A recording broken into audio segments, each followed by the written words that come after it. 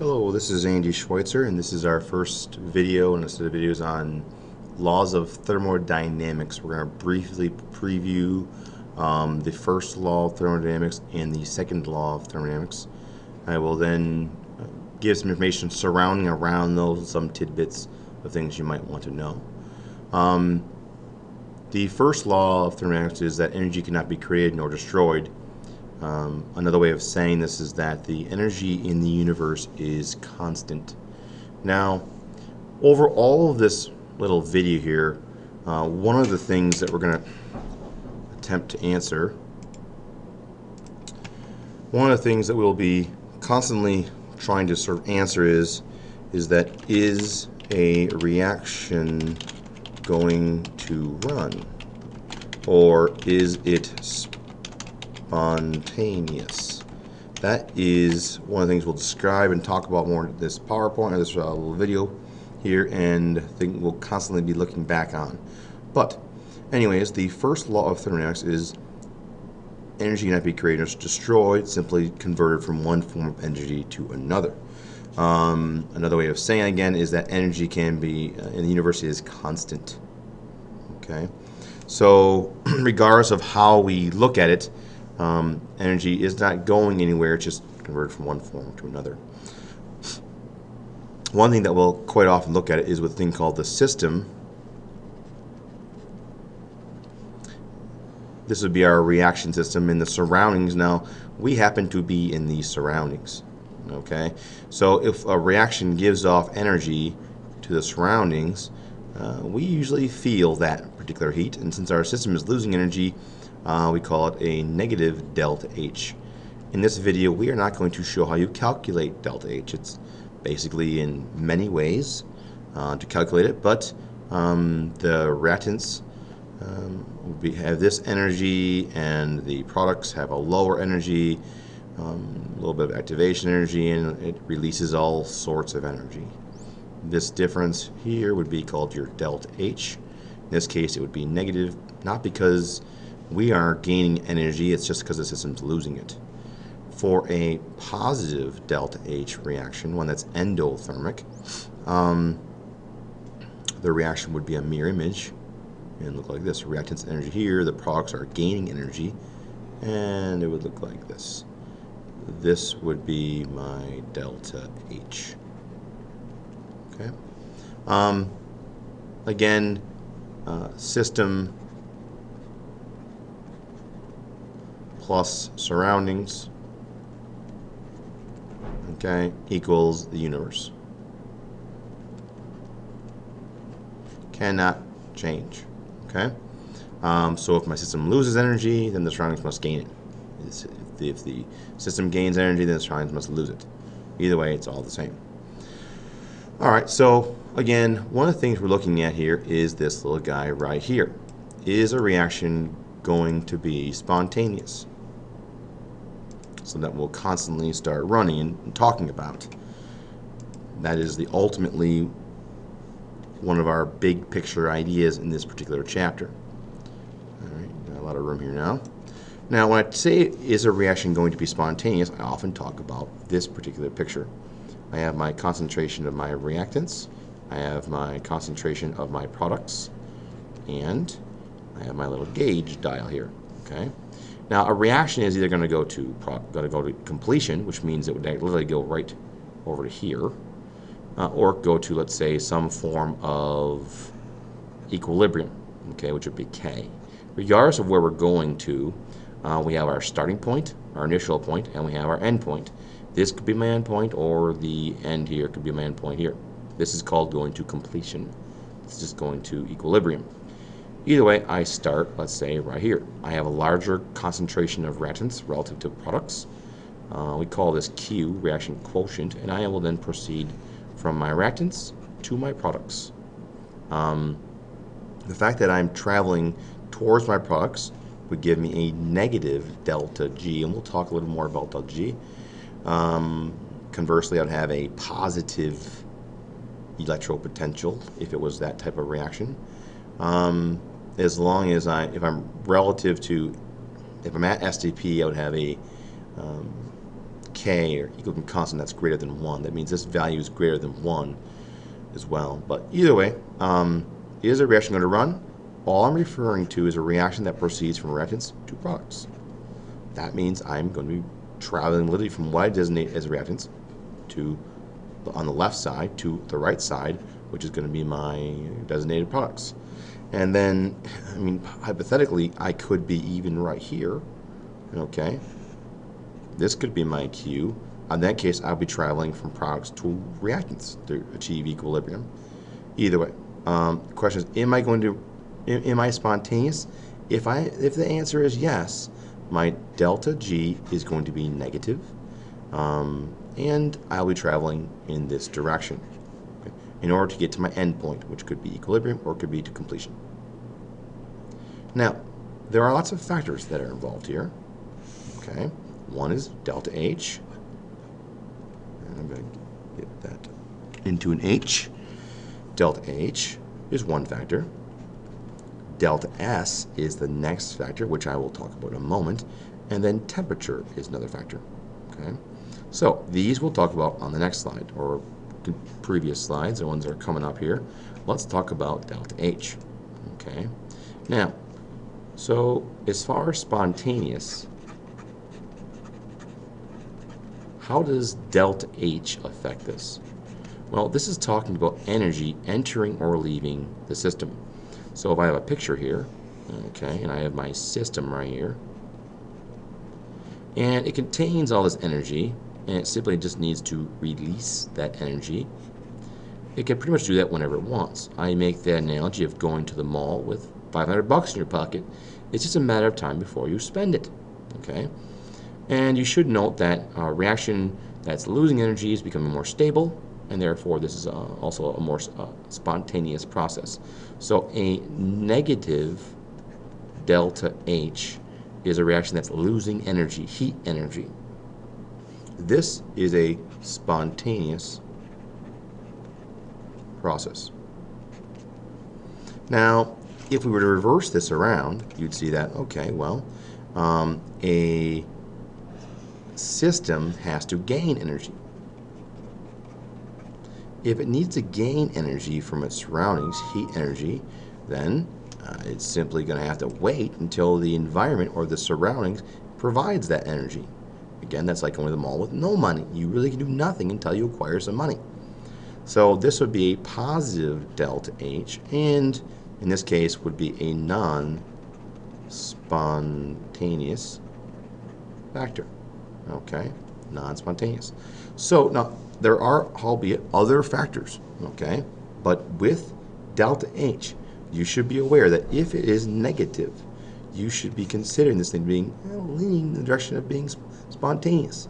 It needs to release heat energy in order to run, okay? This thing needs to pick up heat energy in order to run. That heat energy might not become available for 1,000 years, but in some sense, given that energy, it will run. All right, now let's look at the next factor, okay? Delta H.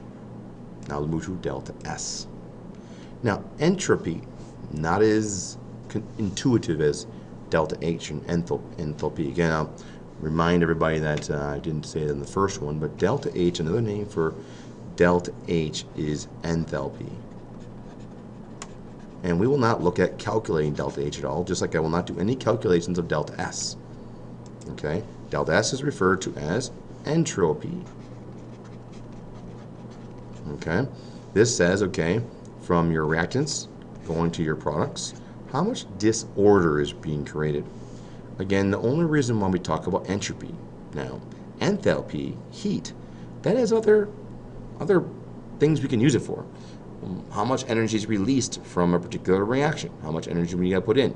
If you're standing there watching a reaction proceed, will it give off energy or won't it? Now, entropy on a human scale might not be as useful.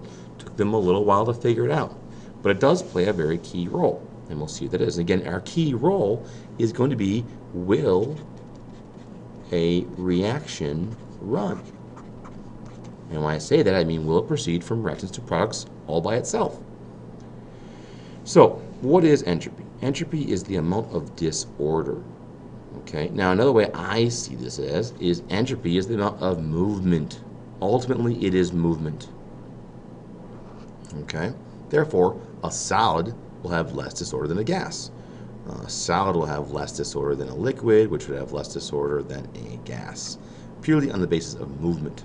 Okay? So, what is the actual law? Well, the law says for any spontaneous process, the amount of disorder is always going to increase.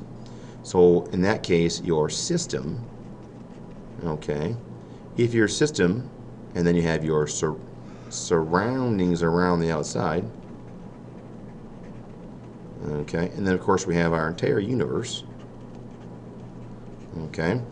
For energy, it was that if the system gained energy, then the surroundings would have to lose energy, and this held constant. Well, in this case, if my system loses, let's just say here, loses disorder, okay, then my surroundings are most likely going to have to gain disorder, okay. But in the end, when you add these two up, it's not going to balance out. It will end up being larger amount of disorder. So disorder always wins out. So in that case, even if this thing gains disorder, this guy could lose disorder, but again, overall, we still end up with a larger amount of disorder in the end. Just keep that in mind, okay? That is the second law of thermodynamics. And no matter what you do, order is decreasing, which means that if you want to, let's say, clean this area, that technically, if you create order, it takes energy to create order. Okay, if you want to create order in this area, then you need to remove order from someplace else. Okay, again, it takes energy to to do this. It requires energy to create order. That means you have to remove energy from the surroundings, and when you remove that energy from surroundings, you created disorder.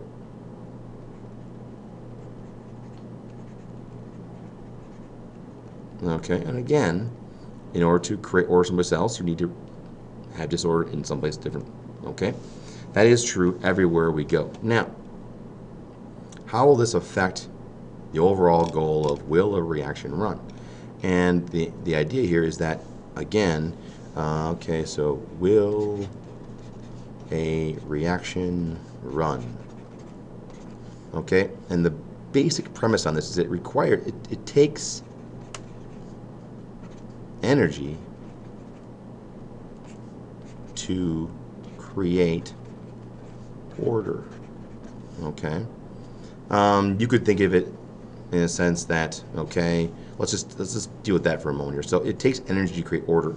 So from the reactants going to the products, if over the course of this reaction I end up with more order than before, I would have a positive delta S, change in S, a positive increase in disorder. Okay, now in this case, if I go from reactants to products and I lose disorder or I gain order, it'd be a negative delta S. Okay, again, positive, I would be going from, S is the amount of disorder, so I'm gaining disorder, gain disorder, okay, and this guy means I am losing disorder. Now, if I lose disorder, it means I gain order. This is getting a little convoluted here, but that's how it is. In order to gain order, I have to add energy, okay, into this thing. Now again, you could say this is my system, okay. I have to dump energy into this guy in order to get this one to run. This one, not so much, okay. This guy, in fact, if energy is conserved and I'm gaining disorder, then this guy can actually release energy, can give away energy. Okay, so this one, a positive S, is thought to be a factor of spontaneous because it has the energy tied up in order that it can just give. It can just give it away at any time and become more disordered. as opposed to the bottom scenario, you have to actually receive energy before you create your order. You can't do something without getting paid for it. So non-spontaneous. Okay. Now again, order, like I mentioned above, is simply movement. So in a sense, you can go back to Newton's laws of motion. A particle in motion will stay in motion until it's met with an equal and opposite force. So essentially things start moving. This goes back to the Big Bang Theory where all the particles start moving. And eventually you get more and more and more and more and more and more movement, and everything's moving. So to stop something requires energy or create order. That's what the premise of all this is. So in some sense, keep in mind this positive is spontaneous, negative, non-spontaneous. All right, so let's go to, is a reaction spontaneous? So there's energy involved in delta H. There's energy involved in delta S. And together, we want to say, okay, is there energy enough for this reaction to run, or is it not? Okay. Temperature can also be a factor, but in the end, all of this will encompass into what we call delta G. Okay, now delta G is called Gibbs free energy.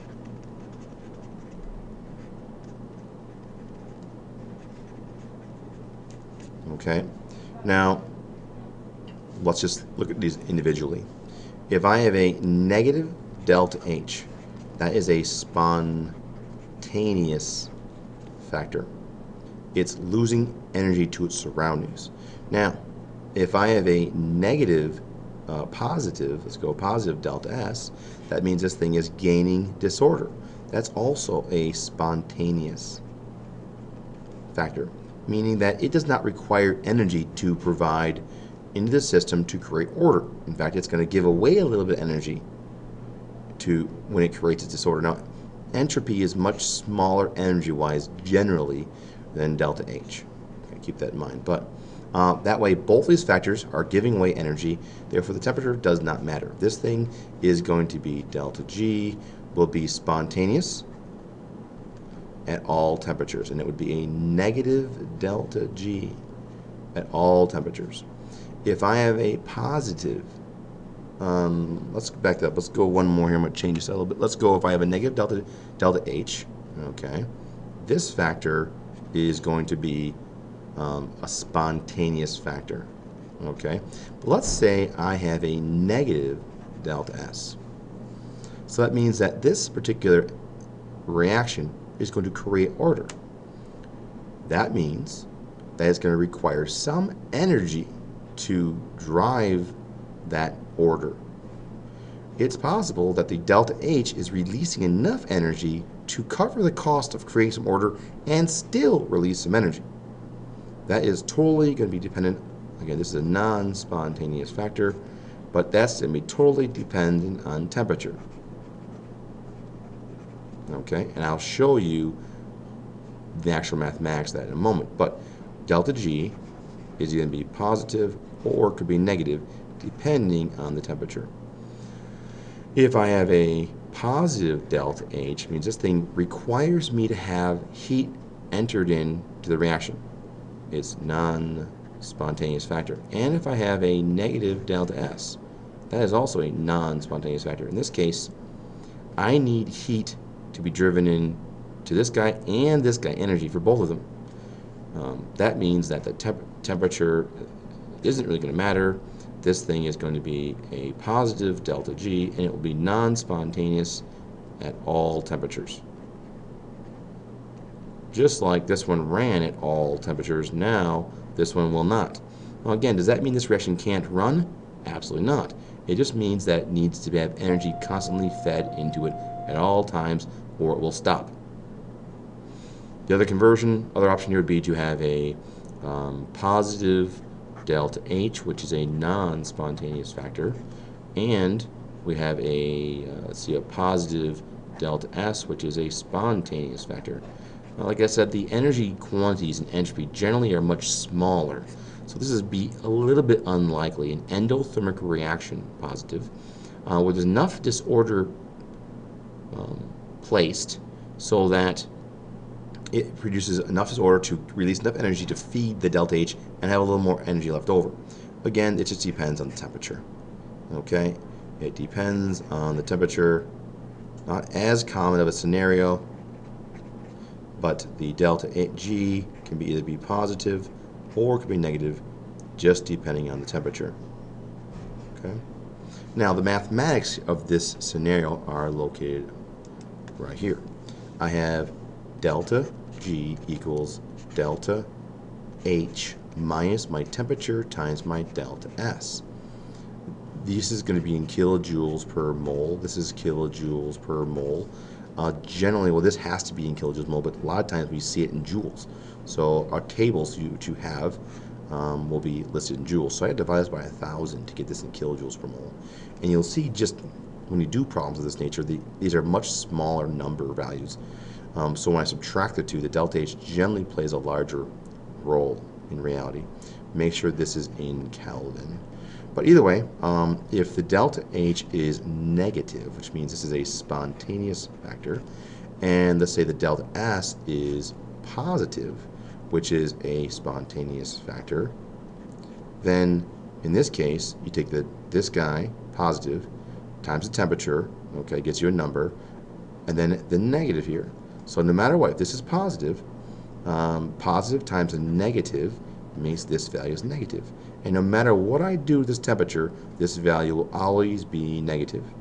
And therefore a negative plus a negative will always give me a negative delta G. So no matter what, this reaction will run, and it will run spontaneously. Just means that once we get started, it's going to run all the time on its own, and I don't have to keep pushing it. Okay? Some reactions, you might have to push constantly. Some of them will run at some temperatures, others will not. Okay?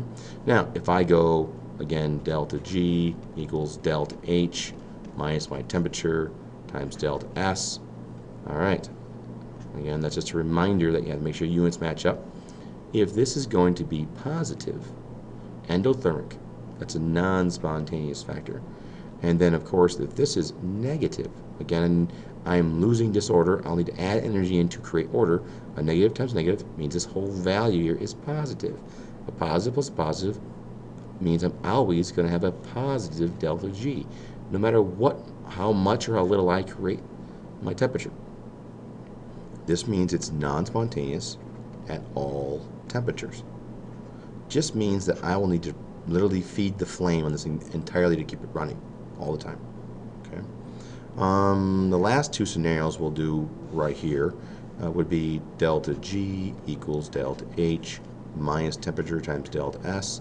If I have a negative value here, which means it's spontaneous, and I have a negative here, which is non-spontaneous, then a negative times negative is a positive. Now, in this case, as I raise my temperature, this positive entropy gets larger and larger and larger. And at some point, you raise temperature enough, you could raise this value high enough to circum this thing here. Okay? So delta G, okay, becomes less favored at high temperatures. Less favored means less likely to go to products. If the temperature is low enough, this value is not big enough to overcome my delta H, then delta G would be negative, and it would flow towards products on its own.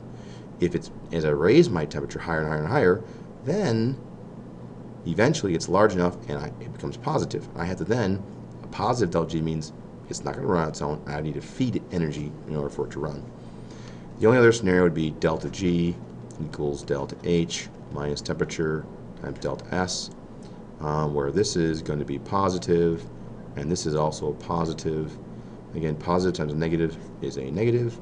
And at this point, again, two conflicting values. The more I raise my temperature in this case means this gets driven higher and higher and higher. Again, the temperature will control whether or not I am to be able to overcome my delta H. All right? Some temperatures, my delta G might be negative, some it might not be negative. The last little bit here I'll add on here is right here, how do I know what temperature, a reaction becomes spontaneous.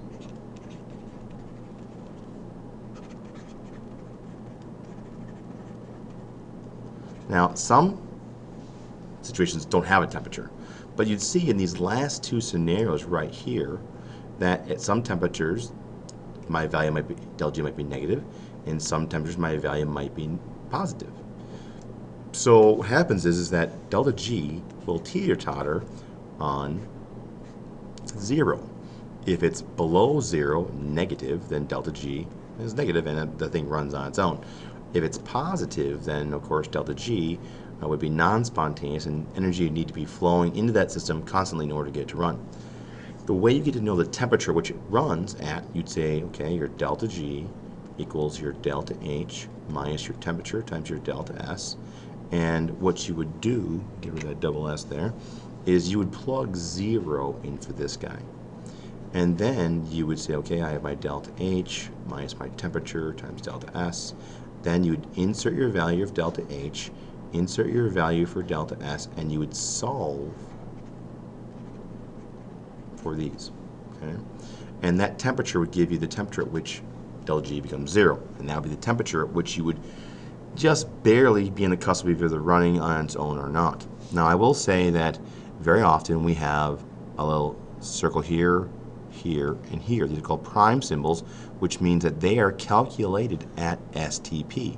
STP for thermodynamics is 25 degrees Celsius.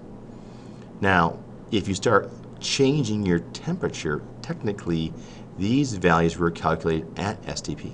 So there is some inherent error in any calculation using this equation where these values are calculated at 25, you're changing your temperature.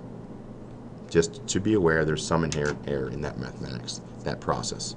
Okay? We'll stop there for this video. Thank you.